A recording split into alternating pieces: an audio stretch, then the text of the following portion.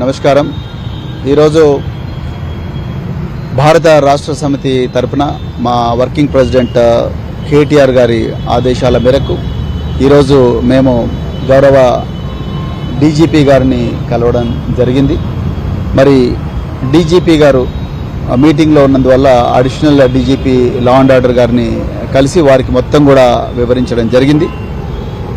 ఈరోజు కాంగ్రెస్ పాలనలో మరి ముఖ్యంగా 89 క్రిమినల్ కేసులు ఎదుర్కొంటున్న ఏకైక ముఖ్యమంత్రిగా దేశంలో పేరొందిన రేవంత్ రెడ్డి గారు, ఆయన్నే ముఖ్యమంత్రి, ఆయన్నే హోంమంత్రి అయ్యి సాగిస్తున్న ఈ దుర్మార్గపు దౌర్జన్యకరమైన పాలన ఏదైతుందో ఆ పాలన వల్ల రాష్ట్రం అతలాకుతలం అవుతుందని చెప్పేసి ఈరోజు మేమందరం కూడా డీజీపీ గారికి నివేదించడం జరిగింది.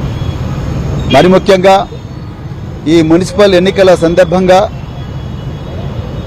నిన్న మిర్యాలగూడ పట్టణంలో బీఆర్ఎస్ కార్యకర్తల మీద, నాయకుల మీద చాలా ఘోరమైన దాడి జరిగింది. ఇలా మా కార్యకర్తలు దాడికి గురైన వాళ్ళు ఇలా ప్రాణాలతో చెలగాటమవుతూ ఉన్నారు. వాళ్ళ మీద కేసులు బుక్ చేయాలి, వాళ్ళందరినీ నిందితులను అరెస్ట్ చేయాలని చెప్పేసి డిమాండ్ చేయడం జరిగింది. అదేవిధంగా రేపు జరగబోయే కౌంటింగ్ దృష్ట్యా మరి బీఆర్ఎస్ కార్పొరేటర్ ఎవరైతే ఉన్నారో ఆ కార్పొరేటర్లందరి మీద, కౌన్సిలర్లందరి మీద కూడా కాంగ్రెస్ నాయకులు పెద్ద ఎత్తున కూడా దాడి చేసి వాళ్ళందరినీ కూడా కిడ్నాప్ చేసే ప్రయత్నాలు ఇప్పటి నుంచే మొదలుపెట్టారు అని చెప్పేసి మరి వాళ్ళకు కూడా ప్రొటెక్షన్ ఇవ్వాలి అని చెప్పేసి కూడా మేము ఈరోజు మరి డీజీపీ గారి కార్యాలయాన్ని మరి నివేదించడం జరిగింది. వారు కూడా అన్ని జాగ్రత్తలు తీసుకుంటామని మాకు చెప్పడం జరిగింది. కానీ ఈరోజు ఒక మాజీ పోలీస్ అధికారిగానే కాకుండా మరి ఒక బీఆర్ఎస్ పార్టీ నాయకుడిగా, తెలంగాణ పౌరుడిగా పోలీసు శాఖతో ఉన్న అనుబంధం మరి మూలంగా నేను ఈరోజు చాలా బాధపడుతున్నా. నాతో పాటు యావత్తు తెలంగాణ సమాజం కూడా బాధపడతా ఉన్నది. నిన్న కాంగ్రెస్ నాయకుడు టీపీసీసీ వర్కింగ్ ప్రెసిడెంట్ జగ్గారెడ్డి గారు బహిరంగంగా పోలీస్ అధికారులను ఘోరంగా అవమానించినందుకు మరి నిన్న జరిగిన సంఘటన పూర్వాపరాల గురించి కొంత చెప్పాల్సిన అవసరం ఉన్నది. మరి నిన్న జంగారెడ్డి గారు ఎవరినైతే దుర్భాషలాడినరో, గాండు అనే ఘోరంగా తిట్టిండో ఆ పోలీస్ ఆఫీసర్ మామూలు పోలీస్ ఆఫీసర్ కాదు. ఆ శివకుమార్ యాదవ్ అనే పోలీస్ ఆఫీసర్ 2009వ సంవత్సరంలో ఉగ్రవాదులు, అది మరి ముఖ్యంగా under world dance, mafia dance ఎవరైతే ఉన్నారో ఆ మాఫియా డాన్స్ హైదరాబాద్ నగరంలో తిరుగుతూ ఉంటే వాళ్ళు పోలీసుల మీద దాడి చేస్తే ఎదురుగా కాల్పులు జరిపి ఈ రాష్ట్ర ప్రతిష్టను పెంచిన ఒక మంచి ఆఫీసర్ శివకుమార్ యాదవ్. ఆయనకు భారత రాష్ట్రపతి గ్యాలంటరీ మెడల్ ఇచ్చారు. అంత మంచి రెప్యుటేషన్ ఉన్న ఒక అధికారిని, చట్టం ప్రకారం డ్యూటీ చేస్తున్న అధికారిని పట్టుకొని TPCC working president ex MLA Sangareddy Jaggareddy ఘోరంగా అవమానించిండు. మరి సంగారెడ్డికి పోయింది జగ్గారెడ్డి, ఆయన సంగారెడ్డి ఎక్స్ఎమ్మెల్యే కావచ్చు, కానీ జగ్గారెడ్డి మామూలుగా పోలేదు. జగ్గారెడ్డి ఇక చూడండి, జగ్గారెడ్డి రౌడీ షీటర్లను వెంబడేసుకొని పోయిండు. ఈ బ్లూ సర్కిల్లో ఉన్న వ్యక్తి రౌడీ షీటర్, అబ్బాస్ అనే ఒక రౌడీ షీటర్. ఇగో ఆయన ఇన్స్టాగ్రామ్ పేజ్ చూడండి, అబ్బాస్ రౌడీ అని రాసుకున్నాడు. ఇలా కాంగ్రెస్ టీపీసీసీ వర్కింగ్ ప్రెసిడెంట్కు ఈ రౌడీ షీటర్లతో ఏం పనండి? వీళ్ళు గోల్కొండ ప్రాంతానికి చెందిన రౌడీ షీటర్లు. ఈ అబ్బాస్ పేరు మీద ఒక rowdy sheet Golconda police station ఉన్నది. ఈ మధ్య కాలంలోనే దాన్ని నార్సింగ్ పోలీస్ స్టేషన్కు ట్రాన్స్ఫర్ చేసిండ్రు. ఈయన అబ్బాస్ యొక్క అనుచరుడు మాజిద్. వీళ్ళిద్దరు కూడా రౌడీ షీటర్లే. వీళ్ళ మీద అటెంప్ట్ మర్డర్ కేసులున్నాయి, ఎక్స్టార్షన్ కేసులున్నాయి. వీళ్లను పట్టుకొని ఒక ఎక్స్ఎమ్మెల్యే టీపీసీసీ వర్కింగ్ ప్రెసిడెంట్ ఎట్లా పోతాడండి? వీళ్ళేమన్నా అక్కడ ఓటర్లా, గోల్కొండ ఓటర్లా, వాళ్ళు సంగారెడ్డి ఓటర్లా?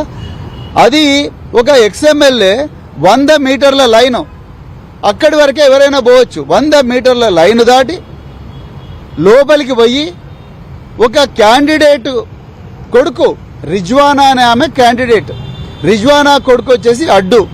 ఆ అడ్డు 5 సార్లు నువ్వు ఇక్కడ పని లేదు, మీ అమ్మ క్యాండిడేట్, నువ్వు ఇక్కడ ఉండాల్సిన అవసరం లేదు, నువ్వు బయటికి వెళ్ళిపో, ఆ 100 మీటర్లు దాటి బయటికి పో అని పోలీసు వాళ్ళు అంటే పోకుండా అక్కడనే ఉంటే 5 సార్లు చెప్పినా వినకపోతే అతన్ని తీసుకొచ్చి బయట దొబ్బి బయట పెట్టేస్తే దానికి ఎక్స్ఎమ్మెల్యే జగ్గారెడ్డి వచ్చి రౌడీ షీటర్లతోని వచ్చి టీపీసీసీ వర్కింగ్ ప్రెసిడెంట్ రౌడీ షీటర్లతో వచ్చి నానా దుర్భాషలు ఆడిండు.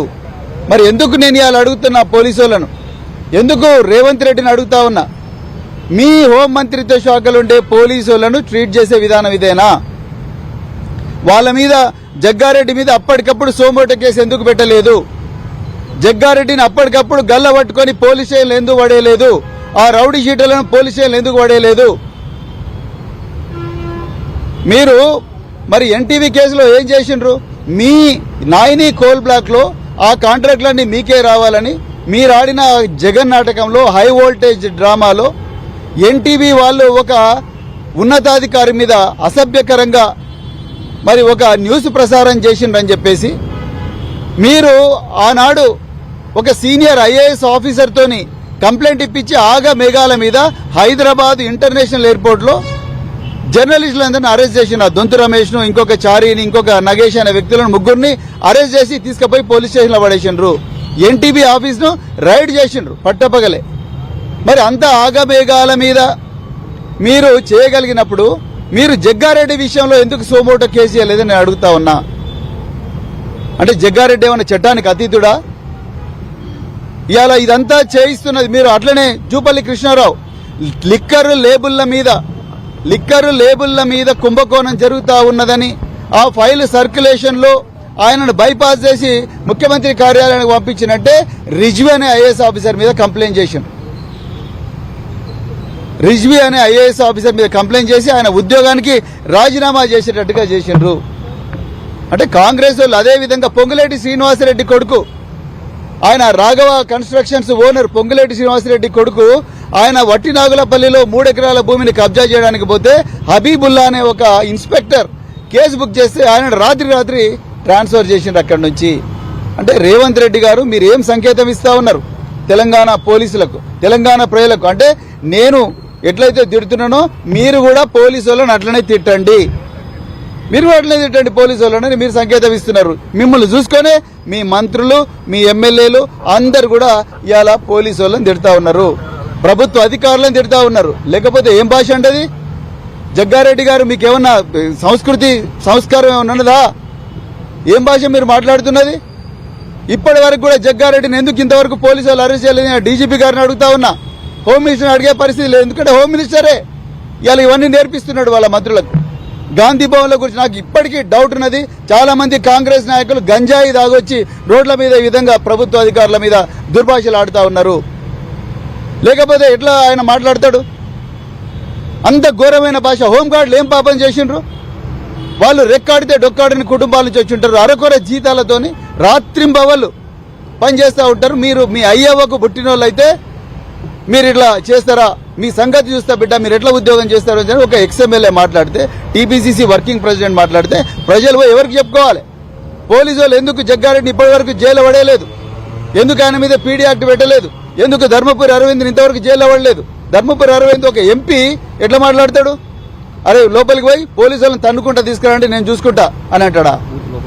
బూత్ లోపలికి పోయి పోలీసు వాళ్ళని తన్నుకుంటా తీసుకురాబోండి నేను చూస్తా అంటాడా? ఒక సిట్టింగ్ ఎంపీ నేను పోలీసు వాళ్ళని తన్నుకుంటా తీసుకురండి అంటే ఇంకా ఎక్కడున్నది లా అండ్ ఆర్డర్? కేసీఆర్ గారి హయాంలో ఇట్లాంటివి ఎప్పుడు కూడా జరగలేదు. కేసీఆర్ గారు పోలీసు శాఖ ప్రతిష్ట పెంచిండ్రు.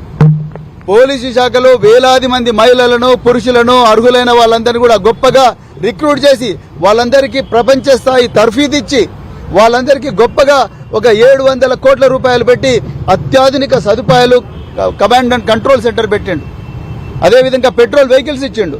10 లక్షల సీసీటీవీ కెమెరాలు ఇచ్చిండు. షీ టీంలు పెట్టిండు. ఎన్నో కార్యక్రమాలు చేసి పోలీసు శాఖ ప్రతిష్టను పెంచితే రేవంత్ రెడ్డి ముఖ్యమంత్రి అయి హోంమంత్రి కూడా తనే అయ్యి తన ప్రతీకార వాంఛ కోసం సిట్టు మీద సిట్టులు ఏర్పాటు చేస్తూ ఇష్టం వచ్చినట్టు పోలీస్ శాఖను వాడుకుంటున్నాడు. మళ్ళీ ఇప్పుడు వాళ్ళ ఎమ్మెల్యేలతోనే అదే పోలీసుల మీద దాడి చేయిస్తా ఉన్నారు. అదేవిధంగా ఈరోజు డీజీపీ గారికి ఇంకొక రిప్రజెంటేషన్ కూడా మేము ఇచ్చినాం. మా social media activist, BRS social media activist Nallabalu alias Shashidhar Goud ఎవరైతే ఉన్నారో ఆయన మీద 3 అక్రమ కేసులు పెడితే గౌరవ హైకోర్టు తెలంగాణ 3 అక్రమ కేసులను కొట్టేసి పోలీసులు సోషల్ మీడియా యాక్టివిస్టుల మీద అక్రమ కేసులు పెట్టకూడదు అని చెప్పి మార్గదర్శకాలు ఇచ్చింది. కానీ చూడండి రేవంత్ రెడ్డి నిర్వాహకం ఎట్లుందో. కోట్ల రూపాయలు ఖర్చు చేసి ఆ ప్రజాధనాన్ని తీసుకొని పోయి ఆ ప్రజాధనాన్ని సుప్రీంకోర్టులో టాప్ నాచ్ అడ్వకేట్లందరి ముందర పెట్టి మీరు ఏమైనా చేయండి, ఈ నల్లబాల్ అనటాన్ని జైలుకు పోవాల్సిందే అని చెప్పి ఎస్ఎల్పి ఒకటి సుప్రీంకోర్టులో ఫైల్ చేస్తే గౌరవ సుప్రీంకోర్టు ఆ ఎస్ఎల్పిని కొట్టేసి తెలంగాణ హైకోర్టు నల్లబాలుకి ఏదైతే ఊరటిచ్చిందో ఆ ఊరటనే కరెక్ట్ అని చెప్పింది. చెంప చెల్లు అనిపించింది గౌరవ సుప్రీంకోర్టు మరి తెలంగాణ ప్రభుత్వానికి. అదేవిధంగా గౌరవ హైకోర్టు తెలంగాణ నల్లబాలు కేసు విషయంలో గొప్ప మార్గదర్శకాలు ఇచ్చింది.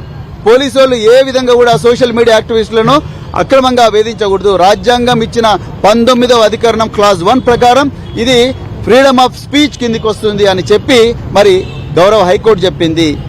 ఒక్కసారి విషయం ఏంటంటే పక్కనుండే కర్ణాటక గవర్నమెంట్ ఏమో తెలంగాణ హైకోర్టు ఆర్డర్లను బేస్గా చేసుకుని మార్గదర్శకాలు ఇచ్చింది.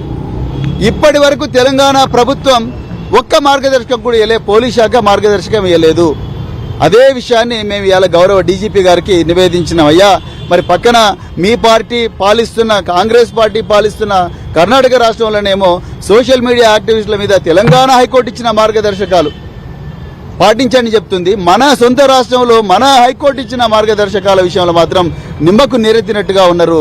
అంటే దీని వెనుక ఏదో కుట్ర ఉన్నదని చెప్పడం జరిగింది. మార్గదర్శకాలు ఇవ్వమని రిక్వెస్ట్ చేసినాం. అదేవిధంగా సోషల్ మీడియా యాక్టివిస్టులు బీఆర్ఎస్ సోషల్ మీడియా యాక్టివిస్టులు ఎవరైతే 67 కేసులు పెట్టినరో 67 కేసులన్నీ కూడా రాష్ట్ర స్థాయిలో రివ్యూ చేయాలి, జిల్లా స్థాయిలో రివ్యూ చేసి ఆ ఫేక్ కేసులన్నీ కూడా కొట్టేయాలని చెప్పేసి కూడా చెప్పడం జరిగింది. చివరిగా చీఫ్ మినిస్టర్ ముఖ్యమంత్రి కార్యాలయం కేంద్రంగా అన్వేష్ రెడ్డి, శ్రీరామ్ కర్రీ ఇంకొక 2-3 రకరకాల వ్యక్తులు కలిసి ఒక వాట్సాప్ గ్రూప్ పెట్టుకొని ముఖ్యమంత్రి కార్యాలయమే కేంద్రంగా తెలంగాణ స్టేట్ టెక్నాలజీ సర్వీసెస్ అదేవిధంగా హైదరాబాద్ గ్రోత్ కారిడార్ లిమిటెడ్ ఈ 2 ఆఫీసులను వాడుకుంటూ ఫేక్ న్యూస్ ప్రచారం చేస్తున్నారు అన్న ఒక విజిల్ బ్లోయర్ ఇచ్చిన సమాచారం మేరకు అది కూడా మేమిచ్చి ఈ ఆఫీసులను కూడా వీళ్ళని కూడా మీద కేసులు బుక్ చేయాలి, వీళ్ళ ఆఫీసులు కూడా రైడ్ చేయాలి, అక్కడ ఉండే విలువైన ఆధారాలు ఏవైతే అవన్నీ సేకరించి వాళ్ళని కూడా మరి వాళ్ళ మీదకి ఇన్వెస్టిగేట్ చేసి వాళ్ళని కూడా జైలుకు పంపించాలని చెప్పడం జరిగింది. మళ్ళొక్కసారి నేను తెలంగాణ ప్రజలకు రిక్వెస్ట్ చేస్తున్నా, మీ ముందర నివేదిస్తున్నా, కేసీఆర్ గారి సమయంలో తెలంగాణ పోలీసుల ప్రతిష్ట పెరిగింది, తెలంగాణ పోలీసుల జీవితాలు బాగుపడ్డాయి. వాళ్ళ సరెండర్ లీవ్స్ కానీ, వాళ్ళకుండే ట్రాఫిక్ పోలీసులకు వచ్చే అడిషనల్ అలవెన్స్ కానీ, అదేవిధంగా వాళ్ళ యూనిఫామ్ విషయం కానీ, వాళ్ళు పనిచేస్తున్న పోలీస్ స్టేషన్ల తీరు కానీ, ఆ పోలీస్ స్టేషన్లో వచ్చే ఇన్వెస్టిగేషన్ ఛార్జెస్ కానీ, ప్రమోషన్లు కానీ ఇవన్నీ గొప్పగా పెరిగినాయి. కానీ రేవంత్ రెడ్డి పాలనలో ఆ పోలీసు శాఖ ప్రతిష్ట అడుగంటిపోయింది.